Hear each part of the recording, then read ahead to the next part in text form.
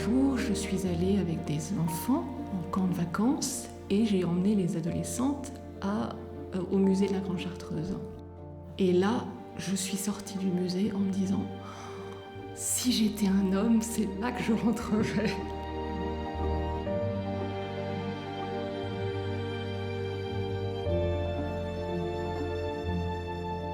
J'ai senti une paix profonde dans mon corps, une paix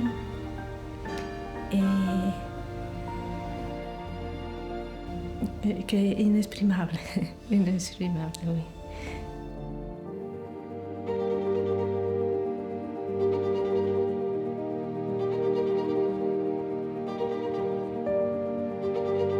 Il est le seul amour de ma vie.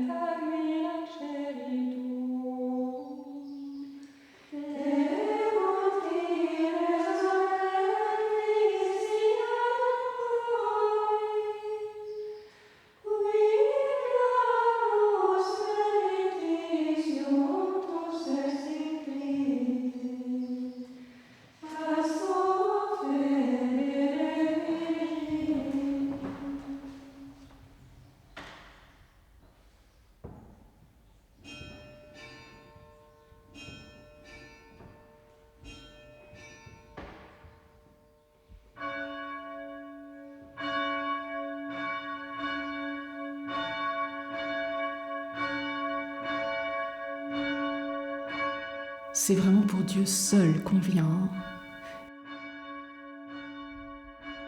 C'est toujours le point sur lequel on doit être le plus attentif. Est-ce qu'il y a un appel du Seigneur ?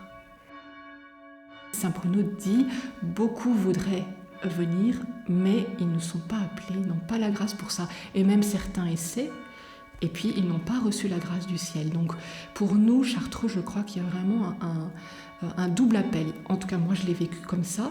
Un appel à la vie consacrée et un appel à la chartreuse précisément. C'est l'expérience qui va montrer aussi si la personne peut. Si Dieu l'appelle, elle aura la grâce pour répondre. Et si elle n'a pas la grâce, c'est tout simplement que Dieu ne l'appelle pas, probablement.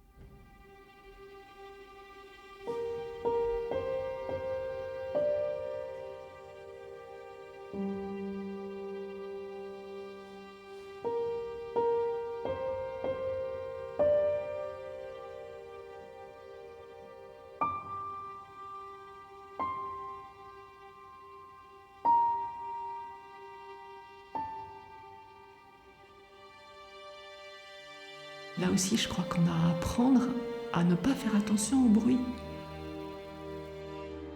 Il y a un bruit comme ça de surface qui nous gêne, apprendre à ne plus l'écouter pour descendre dedans.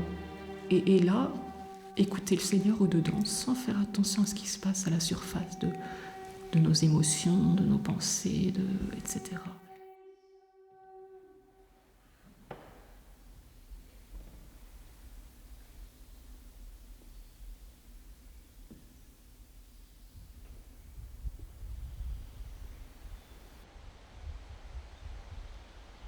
J'aimais beaucoup quand on disait que dans le baptême, notre âme a été créée dans le silence.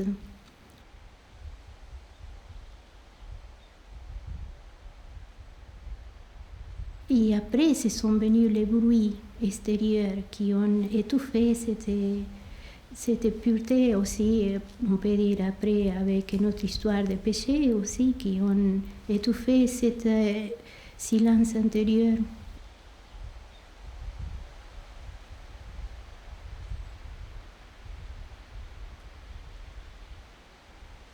Dieu se manifeste.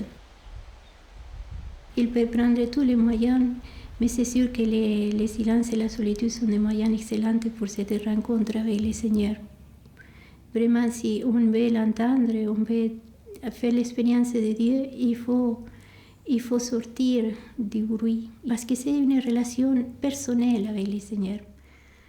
C'est moi-même que je dois faire l'expérience de Dieu.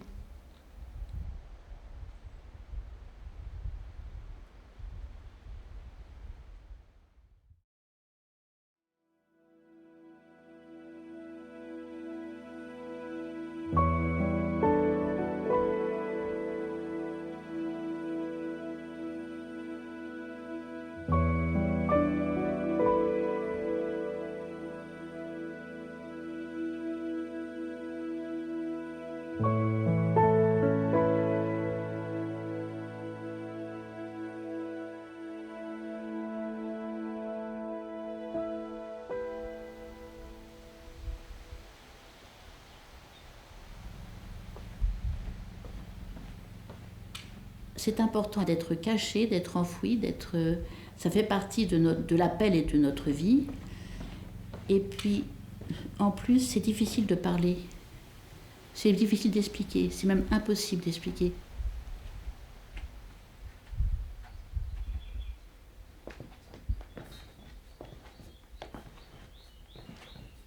Le monde, on l'a au-dedans de nous.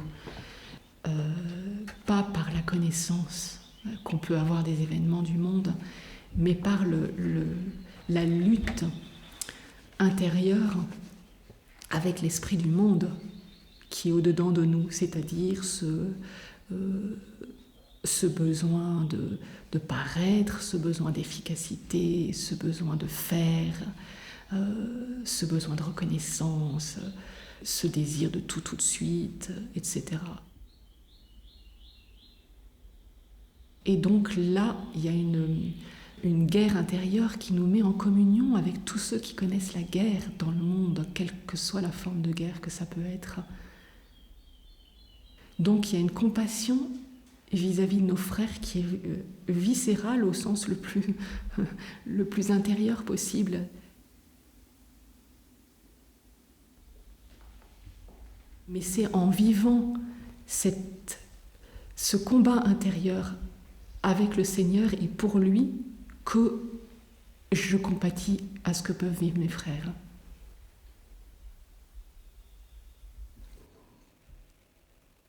Mais c'est un mystère de foi là aussi.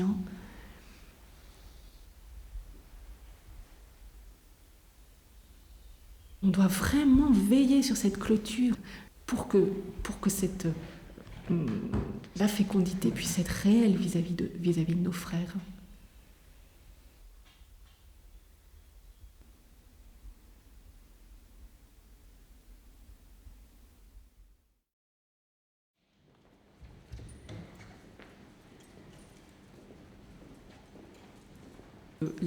La vie du désert et la vie commune nous décapent.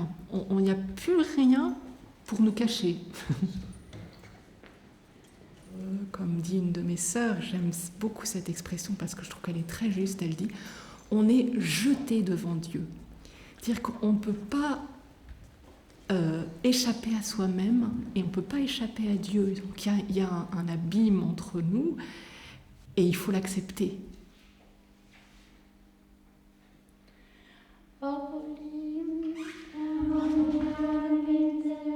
On est voué à la pauvreté en esprit, disent nos statuts, par 3 fois. C'est quand même étonnant, on est voué à la pauvreté en esprit. Ça veut dire que il faut qu'on accepte de n'être rien devant Dieu qui est tout, et que ce soit ça notre bonheur.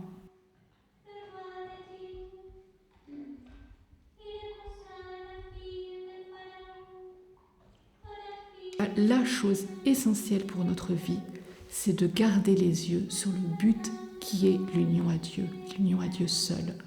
Et si on a les yeux fixés sur le but, on pourra marcher. Le chemin sera rude, le chemin du désert, il est rude et il est long, mais on sait que c'est pour vivre cette union à Dieu.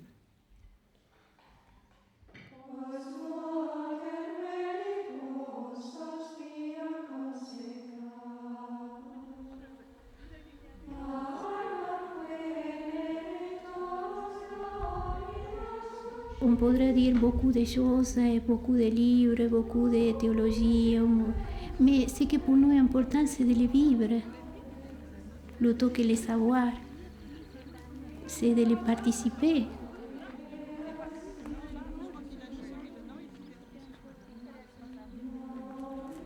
J'aime beaucoup la petite Thérèse parce qu'elle a retrouvé ce chemin tout simple de l'Évangile et c'est devenir dépendant de Dieu qui est notre Père, de vivre en dépendance de Dieu. Est-ce que nous l'écoutons, ce qu'il nous dit? C'est Dieu qui s'est fait homme, chair, pour nous parler. Il n'y a rien d'autre plus grand que ça. Il n'y a rien d'autre à faire que d'écouter Dieu.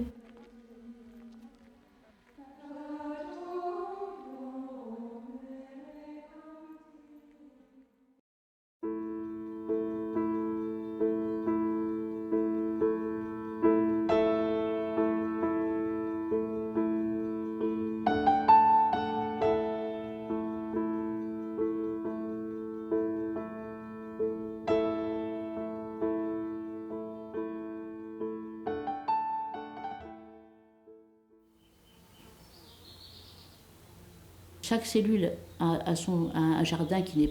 Bon, il faut marcher un petit peu pour y aller, mais il y a un jardin. Et on apprend beaucoup avec le jardinage, beaucoup de choses. C'est un grand enseignement de vie spirituelle. Et puis, ne serait-ce qu'on apprend à regarder. Il se passe des choses extraordinaires dans un jardin. C'est merveilleux tout ce qui se passe dans un jardin. Quand je suis arrivée, il y avait des vaches. Bon. Et les vaches sont restées.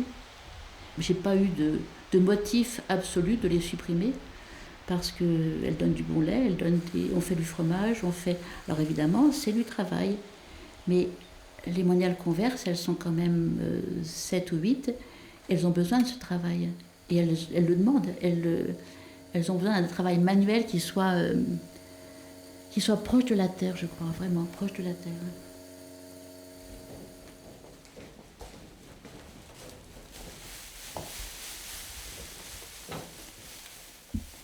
Je voulais être vraiment chrétienne, vivre ma vie chrétienne. Mais je ne savais pas du tout où. Je pensais que c'était même... Enfin, mariée. Moi, je me serais bien mariée, avoir des enfants. Normal, quoi.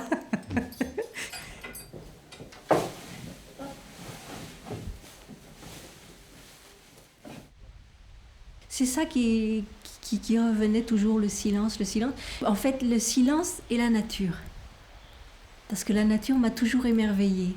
Surprise, émerveillée.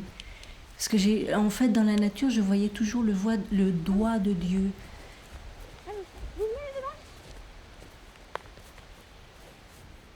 J'ai déjà commencé par faire une retraite. Et quand je les ai vus derrière la grille, j'ai dit « Oulala !» En plus, avec l'habit, j'ai dit « Mon Dieu, j'arriverai jamais !»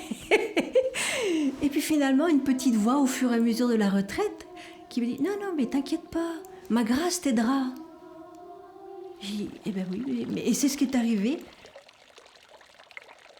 Et c'est pas explicable, on ne peut pas l'expliquer ça. Et c'est quelque chose qui nous attire. Allez les pépites, au dîner. Moi, ça me fait m'épanouir quand je suis dehors, par exemple au potager ou même aux poules. Je regarde les animaux vivre et je me dis, mais c'est presque une louange au Seigneur, quoi. Et même quand je vois les légumes qui poussent, c'est incroyable. Ça pousse. Une petite graine comme ça fait une énorme plante. Ça peut pas être dur dans le sens qu'on aime. On fait quelque chose qu'on aime. On est avec l'amour, je dirais. En plus, on sait que ça vient pas de nous. C'est quelqu'un qui nous a choisis, qui nous a dit « Viens, et tu verras l'histoire d'amour que tu auras avec moi, en fait. »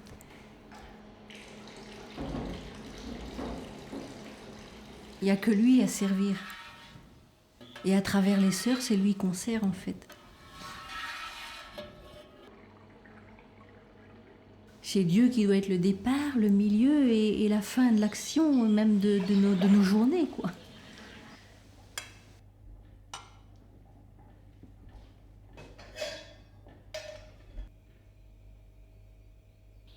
C'est vraiment un amour qui nous prend et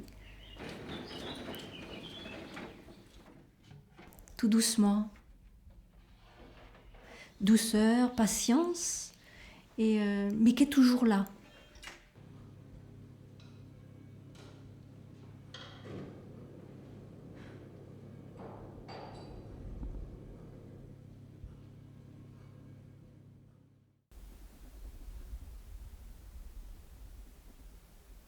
C'est la prière. Et de découvrir que la prière est très simple parce qu'elle est une relation d'amour.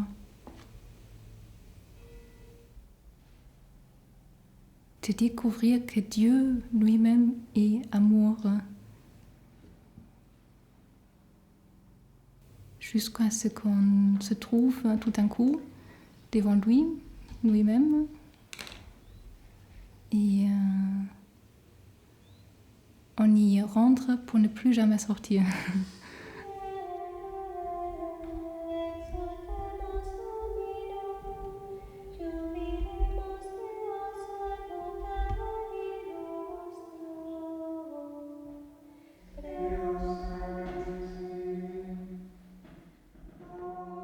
La seule chose qu'il me demande, c'est de vouloir le rencontrer.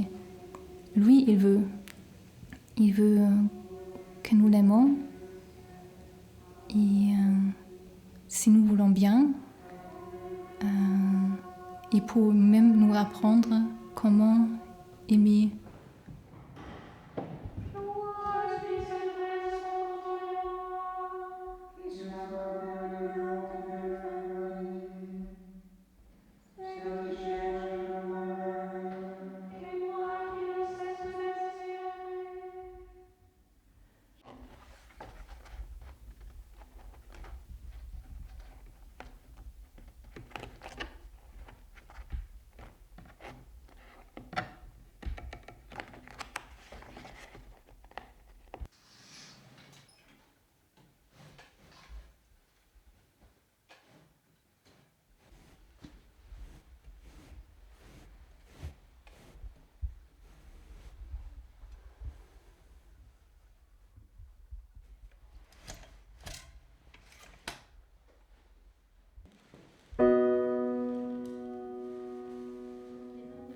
Nous ne sommes pas des électrons libres qui vivons les uns à côté des autres.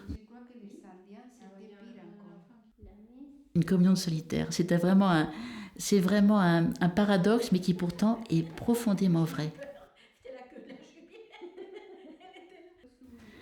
Et je pense que au féminin, le terme communion est très important. Plus important peut-être que solitaire, parce que la communion ne se fait que grâce à la solitude pour nous. Si on était tout le temps ensemble, ce ne serait pas pareil. La communion, c'est quelque chose de très étrange. Je sens qu'on est unis par quelque chose d'autre, par quelque chose de profond qui nous unit. C'est pas des choses qu'on a faites ensemble, c'est une vie ensemble. Il y a une vie ensemble. Alors, on est des solitaires, c'est vrai qu'on aime la solitude, mais il faut aussi être très apte à la vie communautaire. Parce que je crois vraiment que c'est impossible de vivre en Chartreuse si on garde des rancœurs avec les sœurs toute sa vie. On empoisonne toute sa propre vie et peut-être aussi, si ça prend trop d'importance, la vie communautaire.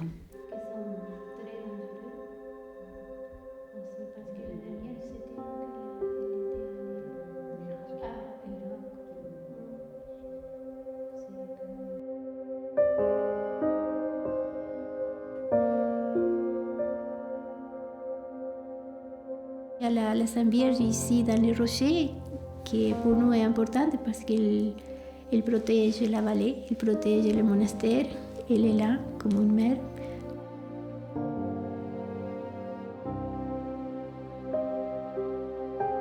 Pour nous, c'est très important de trouver la maternité de la Sainte Vierge. Aujourd'hui, la figure de la femme est un peu perdue. Oh mon Dieu, qu'est-ce qu'on fait de la femme? Et surtout de la maternité de la femme. Pour nous, pour une femme, c'est la maternité est très très importante. Que ce soit maternité naturelle, mais aussi maternité spirituelle. Nous sommes mères des âmes, nous qui nous avons renoncé au mariage et qui nous sommes donnés à Jésus. Nous sommes mères des âmes.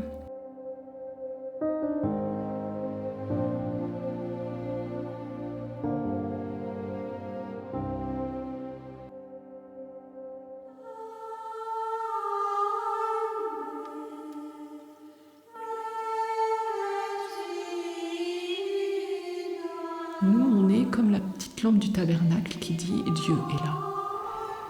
Et c'est tout.